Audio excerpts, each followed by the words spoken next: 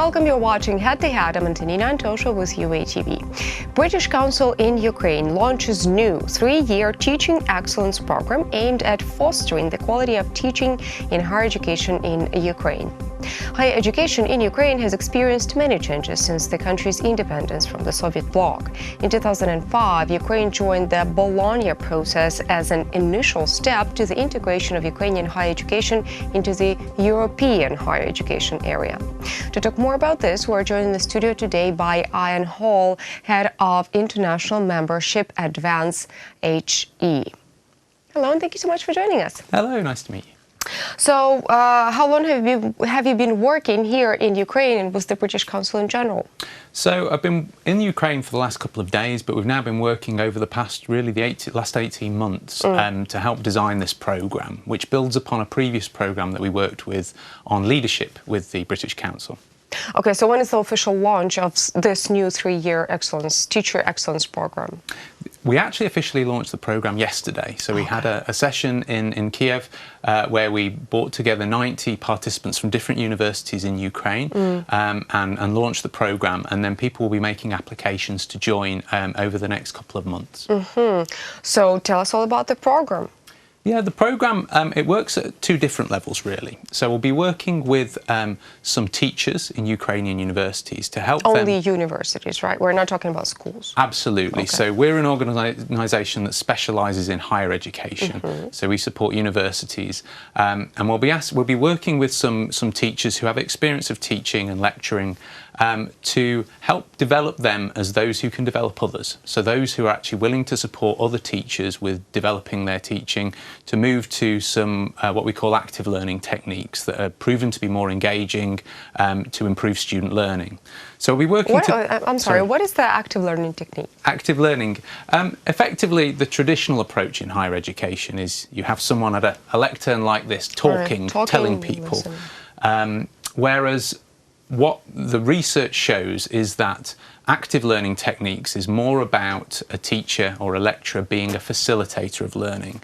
And that's been proven in research to be better for students' learning and to be more interesting and engaging for them. Well, you know what they say, those who can do themselves, they teach. Is this true when it comes to teachers? Absolutely, absolutely. Most teachers are experts in their field in terms of if you're a chemistry or a history teacher, you know about those areas. However, not all teachers engage with the theories about education, about how to teach, and therefore this programme aims to engage those teachers with the literature, with the research that helps them know about what works best in the classroom. Is there a real need to develop teachers in the higher education system in Ukraine, or maybe in the whole world? I mean, is the old-fashioned model so old that it doesn't work anymore, or is it just the British Council initiative to innovate the educational progress?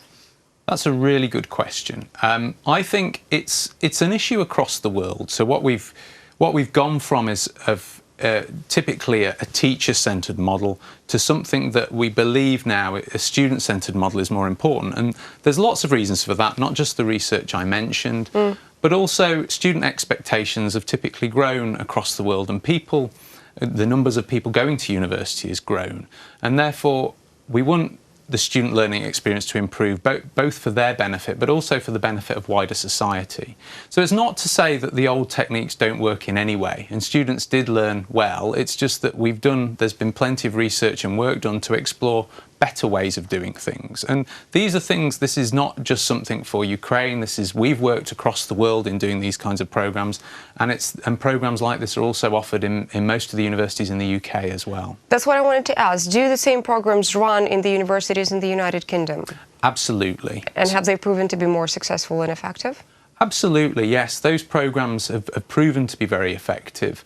There's plenty of evidence that shows that teachers who have qualifications in teaching are more highly rated by their students. And when you look at the detail of those evaluations, they're actually more highly rated on every area. And that universities that have more qualified teachers tend to have higher ratings on student engagement surveys as well. But also just the stories you hear. You hear about teachers that often they're a bit nervous. They, in one case, one of my colleagues mentioned a colleague who said they felt like a bit of a dinosaur. They hadn't changed their methods recently. But when they engaged with this, they found it really made a difference. They could see how they were inspiring their students. So there's both kind of overall institutional level research about this, but also there's individual stories about people saying, wow, this really made a difference to me, and most importantly to their students. Could you share one of those stories where one of the modern teaching techniques proved to be, well, the most fruitful out of all of those suggested? Sure. So I'm going to share a story from my colleague who's worked in a country in the Middle East, and there was a teacher there that had to teach Islamic studies. It's a compulsory program within most universities in this country. And the students were dissatisfied. They were teaching in a very traditional way. And this was noted by the university as well. And following going on our program, he completely changed the way he taught. So from being sat in a classroom, talking and lecturing and referring to the same textbook, he actually took people out into places in the city he lived in to show them different parts, to show how the different the literature is being put into action, how things were actually affecting the city they worked and lived in. And that person went on and not only got better student evaluations, but became Teacher of the Year in his own institution. So, wow. Yeah. Okay. How do you measure up the level of the excellency of a teacher? That's a very good question. So in the UK, we've measured research since 1986 in some way. It's only very recently, in 2017, we launched a teaching excellence framework to look at how different universities compare. Right. And so what that gives you, actually, you can go to in most universities in England and see whether they're gold, silver or bronze for their teaching. I think it's fair to say that there's some debate about whether the measures that are used are really measure whether you've got good teaching. But there's lots of things that people use in terms of the student evaluation, for example, looking at both their satisfaction but also their engagement. But there's other statistics about the retention of students, so how many remain in the university and how many go on, where do they go as graduates, so how their employability, for example. Right. So there's lots of things you can look at, and there's more detailed ways, for example, through observation of teaching. So you can actually have colleagues come and watch you teach and give feedback, which can be really helpful.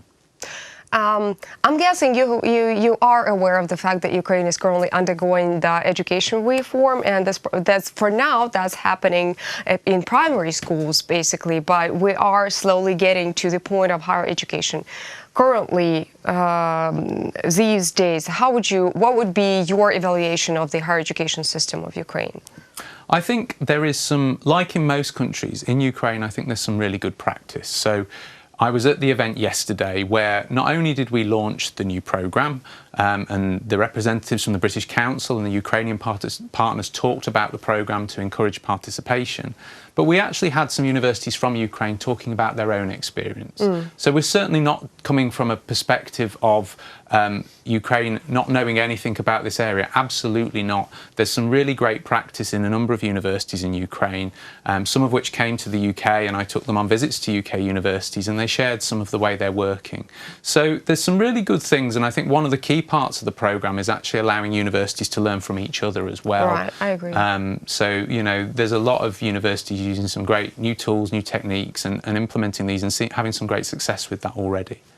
Well, we're looking forward to the success that you just described. Thank you so much for the initiative that you bring to Ukraine, and thank you so much for coming to our studio today. Thank you. That was Ian Hall. He is the head of international membership, Advance HE. Thank you so much for watching UATV. Stay tuned for more.